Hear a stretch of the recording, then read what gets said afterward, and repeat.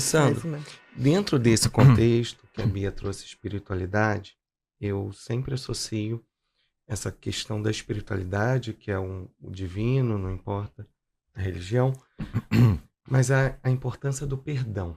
Pra você tem um gente livro, que né? trabalha, e pra gente que trabalha com a saúde mental, o quanto a gente percebe aquelas feridas são libertadoras. E aí eu associo essa questão do perdão com a espiritualidade, trazendo aí para a saúde mental. O que você pode... Fundamental. Eu lancei um primeiro livro, foi O Auto Perdão. O Auto Perdão. Depois eu lancei as 5 Faces do Perdão. E eu tenho um curso sobre aprendendo a perdoar e perdoar-se. E é interessante, porque eu faço uma live de lançamento, já chegou a ter 60 mil pessoas. Que legal. Acompanhando a live sobre perdão. Uhum. Ou seja, há uma demanda para isso. E eu sempre costumo fazer alguma coisa que eu já fiz na minha vida. Sim, a gente dá o... porque tem uma força maior. Sim, quando não é apenas uma coisa que eu estudei. A experiência, né? Não fica só na teoria, você pratica. Quando eu fui casar com Janine, que eu convidei ela pra casar, ela fez assim, não vou casar não. Aí eu fiquei chocado. Como assim? Eu me achava um partidão, sabe? Poxa, cara, eu sou tão certinho, não bebo, não fumo, sou um cara tão certinho, como assim? Fiquei assim dentro de mim. Decepcionado. Por que você não quer casar? Porque você tem mágoa do seu pai. É mesmo, ela falou isso. E ela fez, o sonho de casamento é um lugar que a gente tem que se perdoar constantemente. Como é que você vai querer casar comigo se você não consegue perdoar seu pai? Exato. Que legal. Aí eu fiz, poxa vida, olha, não por acaso, a minha melhor amiga é vizinha dos irmãos do segundo casamento do seu pai. Eu acho que é a hora de você ir enfrentar a história. Uhum. Eu disse, cara, apaixonado, o cara faz tudo, né? Sim, eu vou. Então, a primeira coisa que eu fui, eu tenho então que eu tenho que construir essa figura, porque meu pai e minha mãe se separaram quando eu tinha 6 anos. Então, eu tinha a versão do ex-marido da minha mãe. Uhum. Eu não conhecia o meu pai. E aí eu fui conversar com os amigos do meu pai. Primeiro, pro meu desgosto, eu era igual a ele. Uhum. Porque como ele era o inimigo que se separou e que deixou a gente passando necessidade, então tinha aquela toda, né? Mas aí eu fui descobrir que eu tinha, e não podia ser diferente, muitas coisas dele, né? Muitas coisas, assim. E aí eu fui apaziguando aquela figura dentro da minha cabeça. Hoje é uma figura muito pacífica e amada dentro de mim. Mas isso gerou um ressentimento da minha mãe com minha esposa. Uhum. Dela fazer essa ponte. Porque era como se fosse uma traição. Exatamente. Né? Mas nisso a minha mãe também se reconcilia com meu pai. Entendi. Que já havia morrido, inclusive, na época. Então foi curativo para todo mundo. E aí eu pensei, cara, e a minha vida, assim, desse perdão. Não, a minha vida desse perdão, ela mudou do nível assustador. Assustador. E eu vi o poder que isso tem. Eu disse, cara, eu preciso levar isso para as pessoas, no consultório, onde eu for. E uma das coisas que eu percebo é as dificuldades que as pessoas têm sobre o perdão é que elas acham que o perdão é um benefício para o outro. Por que eu vou perdoar? Você está livrando o outro. Não. Eu comecei, no curso Perdão, tem toda uma fase que eu trato sobre o que não é perdoar. Então, que as pessoas confundem com perdoar, esquecer, ou voltar a conviver. Se você está esquecendo, enquanto Bia está atendendo, procure ela. O alemão Alzheimer está chegando perto de você. Esquecer outra coisa. A gente lembra do evento, mas a emoção e a dor provocada por ele já não está mais presente. Exatamente. Uma coisa. Esquecer nunca é concordar com o que fizeram com a gente. Esquecer jamais é imaginar que a pessoa está certa com o que ela fez com você. Esquecer perdoar não é esperar que o outro reconheça que fez mal para você. Porque eu trabalho um paciente para perdoar, perdoe. E na imaturidade do início do consultório, né? Não preparava o paciente para a reação do outro. Sim. Aí o paciente chegava lá, eu vim lhe perdoar.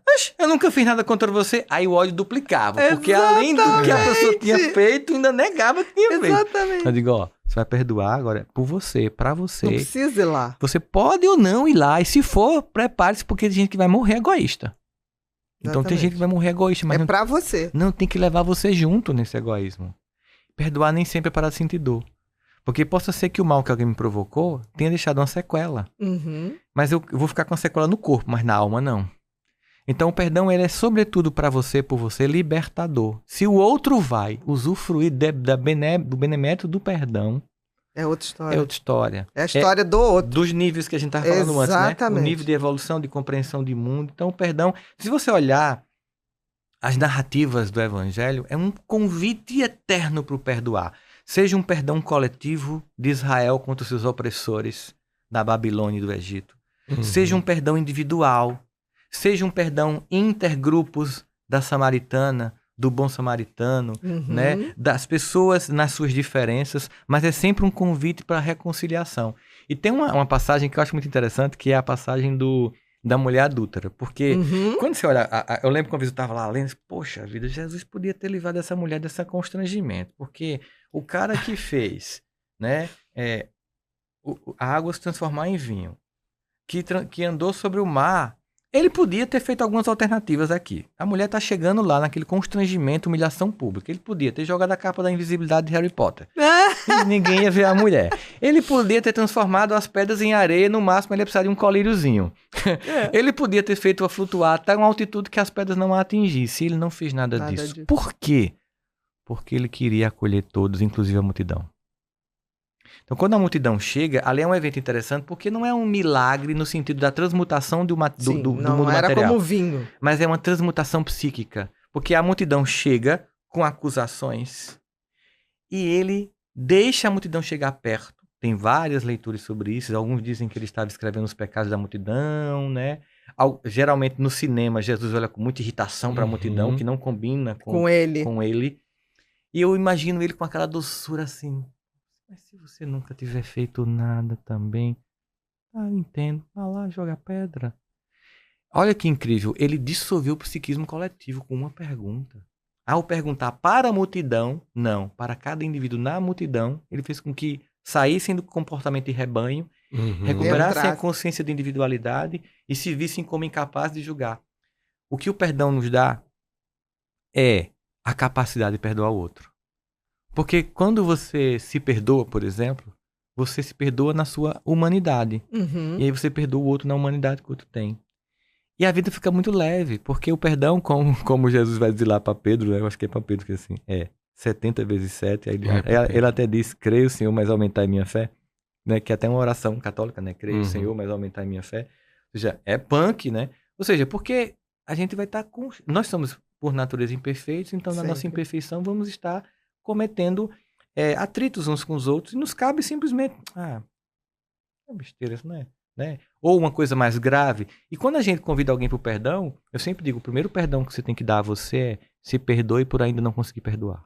Exatamente. Não perdoe porque dizem que é bonito, não perdoe porque estão dizendo que Deus está dizendo que você tem que perdoar, Deus está dizendo que você deve perdoar, não diz quando.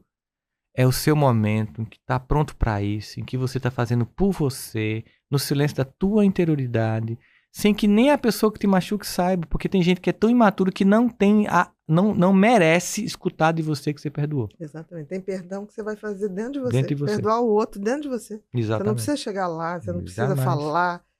Isso que você está falando, a imaturidade faz a gente, tipo assim, perdoei, vou lá, ele vai adorar que eu perdoo.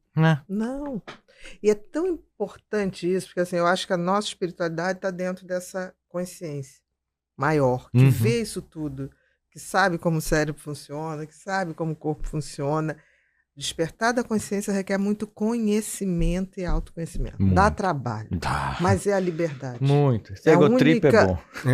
É cômodo, mas não leva a lugar nenhum. É como se você pegasse uma vida e jogasse fora. Ela se torna inútil. Sim. Porque eu sempre digo, está todo mundo numa fila. Todo mundo vai morrer. Uns estão na fila um pouco mais para lá, outros estão mais para cá. De repente alguém fura a fila. De repente alguém entra na fila que você nem esperava. Mas a fila é a mesma. Eu sempre, quando tenho que perdoar alguém, eu sempre olho para a pessoa e falo assim, aquela pessoa, ela inexoravelmente vai caminhar nessa existência, em outras existências, para ser um ser humano melhor. Não tem como. A gente não veio aqui para ser feliz, a gente veio para evoluir a consciência, não o físico. O físico é biológico. Vai vir uma mudança genética e vai fazer, coletivamente, falando pessoalmente. E aí, quando isso acontece, eu olho uma pessoa e falo assim, ela está em outro tempo, ela não entende o que eu estou vendo, mas eu estou feliz por olhar e falar, ok, não me abala mais. E eu rezo para aquela pessoa, ou intenciono que aquela pessoa descubra isso mais rapidamente. Mas pode ser que eu não veja. E tá tudo bem também. É só do plantar, mas a semente, a germinação, o fruto só Deus vê. Mas não deixar de plantar. Não. Se você não descobrir quem é você, você vai ter passado uma existência em vão. Olá, queridos. Aqui é a Bia. Vamos juntos silenciar os ecos que ressoam na nossa mente.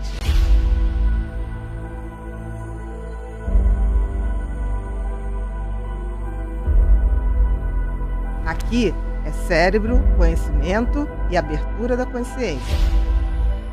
Vamos ter muito conteúdo importante por aqui. Lives exclusivas, guidelines, guidebooks, e-books, testes psicológicos, pesquisas e muito mais. No final disso tudo, a gente vai estar pronto para sermos melhores versões de nós mesmos. Se é isso que você acredita, vem. Seres humanos sustentáveis. Toque no link abaixo e venha fazer parte dessa mudança. Ela começa agora.